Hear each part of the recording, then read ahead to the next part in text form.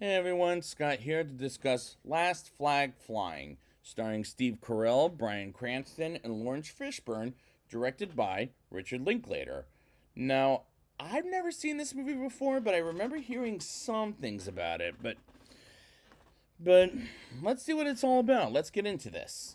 Larry Shepard, or Doc for short, played by Steve Carell, goes to a bar owned by his old war buddy Sal Nealon, played by Bryan Cranston, but when serving Doc the drink, Sal doesn't remember Doc at first, as it takes him to bring it up, and as he realizes they served together in the Vietnam War 30 years ago, and is led to believe it is Doc while they have some fun with Sal's buddy O'Toole and get drunk. And I like the introduction of Doc and Sal in this very same scene, as they're very relatable characters. And same with the one more character I'll get to right about now, actually. Doc asks Sal to take him to a church to visit Reverend Richard Moeller, played by Lawrence Fishburne, as he's serving as a priest. And I really like his introduction in this scene, as we're introduced to his wife, Ruth, and have dinner at their house, and I really like their chemistry, as they work great together, in my opinion. Meanwhile, Doc asks Sal and Richard to a funeral of his son Larry Jr. because he was killed in Baghdad. And Ruth thinks about it by the next day, as he did say no at first, but she believes Doc needs his help as well as Sal, and he reluctantly goes with them because of Ruth, as she overhears the conversation. And the cinematography is pretty good in this movie, as it deals with a serious tone. And I really like the writing between the three characters, as this is based on the novel by Darrow. Let me see if I'm saying this name right. Ponixan, something like that. I forget. If I said it wrong, please forgive me. And the way director Richard Linklater writes them is wonderful. They get to a place where they deliver his son, and Doc, Sal, and Richard are told to come back at 8 o'clock a.m., or 800, I'll say, and they stay at a hotel room for a night for $35 even, as they learn Saddam Hussein was killed after Larry Jr. was killed, and which is very heartbreaking for Doc, and I care for Doc because it's his arc. They get to Larry Jr.'s funeral, and Doc meets Colonel Willits as well as Washington, played by J. Quinton Johnson, who was in Everybody Wants Some last time, as well as Sal and Richard. And Doc wants to see the dead body. Well, Doc wants to see the dead body of Larry Jr. He gets depressed because he doesn't have a face anymore, while Richard brings up how some dudes fucked him up, while Washington brings up how Larry Jr. were best friends, as well as what happened to Larry Jr. And I did say the F word because this is an R-rated movie, and I wrote in the beginning it'll have harsh language because anything R-rated is spoken like an R-rated world. Meanwhile, Sal believes what the Colonel says is a lie, and he asks Colonel Willits what really happened to Larry Jr., and Washington answers it off screen, as he was there, and the dialogue is rough for damn sure. As this is a rough subject in general, as Doc doesn't want to but Larry Jr. in Arlington, bury Larry Jr. in Arlington, let me rephrase that. But back home in New Hampshire,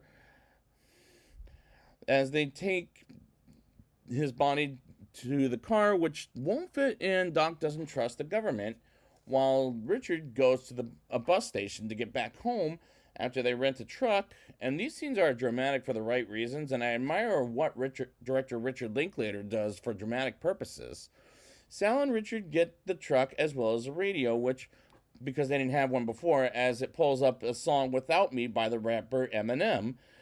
And they quickly turn it off. Well, no, they keep it on for the rest of the scene, which did make me laugh, as this has some great performances by Bryan Cranston, Lawrence Fishburne, and hell, even Steve Carell, as he pulls off a dramatic role. Much better here than movies like Welcome to Marwin versus The Big Short versus Vice.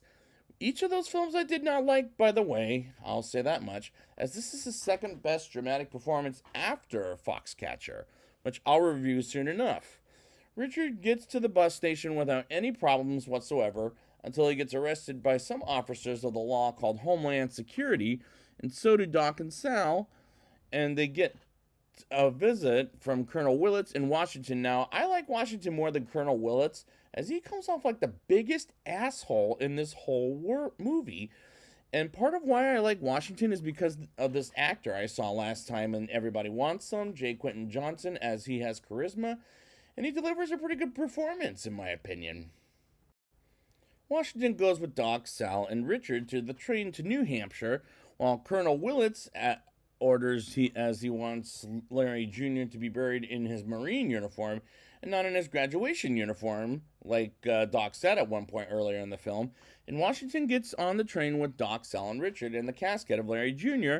with his body inside. And while on the tracks, Sal talks with Washington and gives Doc's invitation to sit with them, and he decides to come with them and talk to Larry Jr.'s father and have a good time with each other while having a laugh after having alcoholic beverages, which really made me laugh, and I really like their conversation choices, as it works great in this movie. And I'm liking this movie for adapting a dramatic story and putting a little light to it. And kudos to director Richard Linklater to putting in some happy stuff in a sad story. Now, is this movie depressing? Oh, yes. They get to Pennsylvania as they go to a bar and buy some cell phones so they can call each other in their futures, with Richard reluctantly getting one, as well as Sal practicing his new cell phone on Richard and John Redmond. And he was the guy in the military uniform that we met with Washington before we get on the train.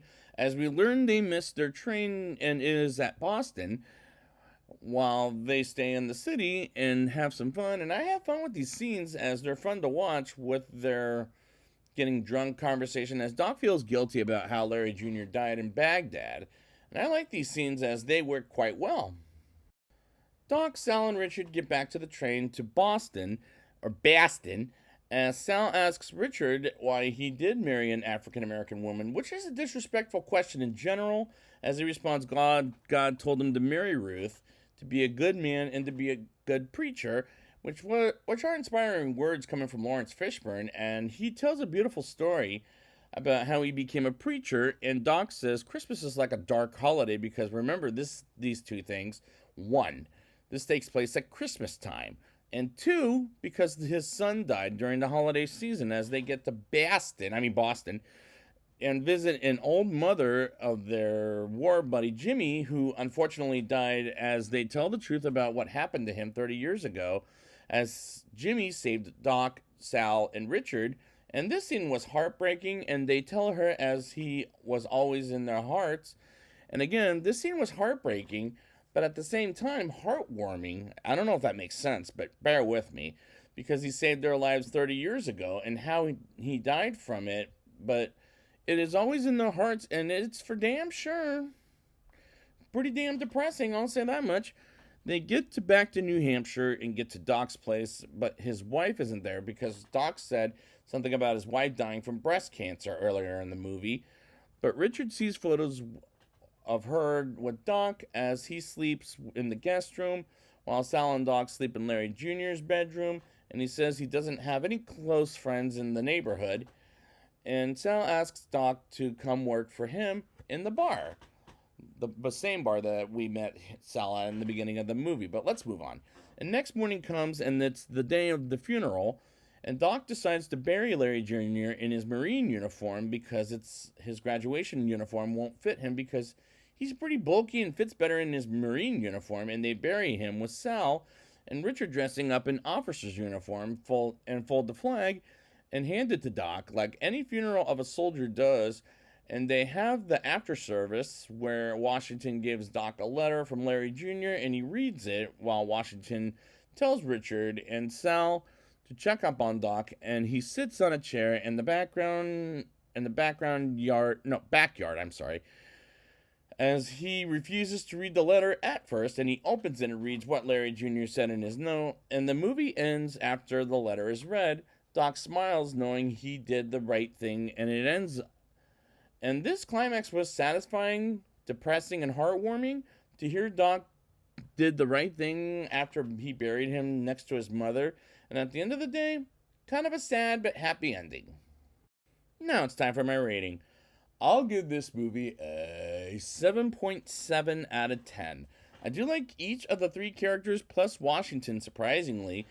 And I do like the actor after seeing him last time and Everybody Wants Him, as their chemistry is pretty good, as this is a pretty serious toned, and director Richard Linklater does a good job at writing this movie and taking it seriously, and he writes them wonderfully, as it's a pretty good movie. The movie is dramatic and sad for the right reasons, and I admire what director Richard Linklater does for dramatic purposes, and I do like the conversation choices from each character from start to finish, and everyone in the cast turns in some great performances, even Steve Carell, as this is his second best dramatic work, along with Foxcatcher, and I'll review that film when I get there.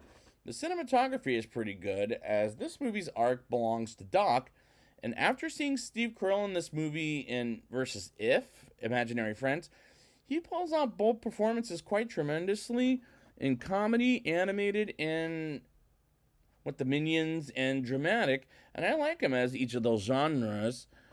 And I became a fan after Bruce Almighty in the first Anchorman film, and this is a recommendation, as this was a pretty good movie with a beautiful message, and kudos again to director Richard Linklater for adapting a book that sounds sad and puts some happy things in it.